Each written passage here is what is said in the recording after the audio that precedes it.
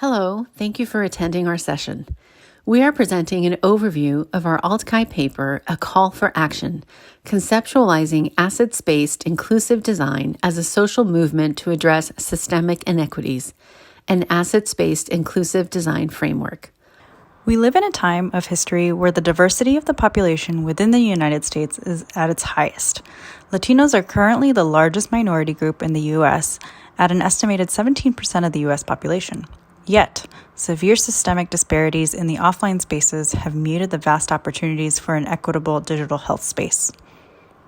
The individual indicators of Latino well-being are nested within domains of larger ecosystems that influence behavior and outcomes.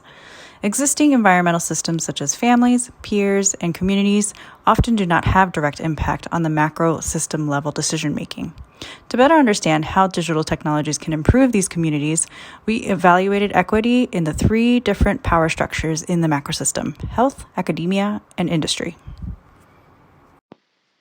Similar to existing health disparities, COVID-19 has become a terrible reminder and amplifier of these challenges. In many areas of the U.S. and specifically California, the Latino community is tragically and disproportionately affected by the pandemic. Latinos make up 70% of all COVID-19 fatalities in the working age population, ages 18 to 64. These tragic rates and fatality outcomes unfortunately align with prior research that reveals the impacts of public health crises on communities who face such vast structural disadvantages. We also examined Latino underrepresentation in academic and tech industry settings. Much research is conducted on behalf of Latino communities in leading research universities.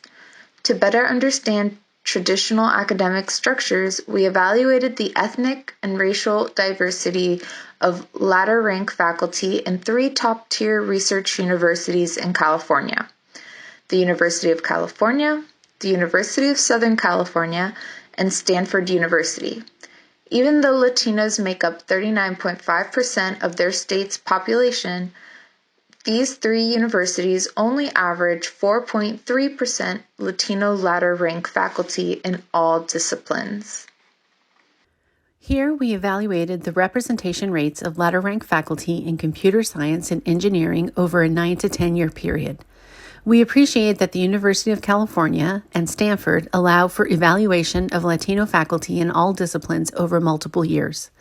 This table reveals that in the UC system, Latinos are consistently the lowest represented group in computer science engineering ladder rank faculty at an average of 6% for the 10-year period, 2010 to 2019.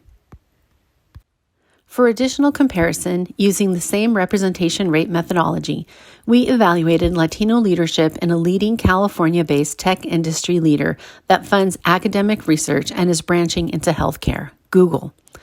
Based on Google's Annual Diversity Report 2020, Google's leadership team averaged a 4% Latino representation rate over 7 years.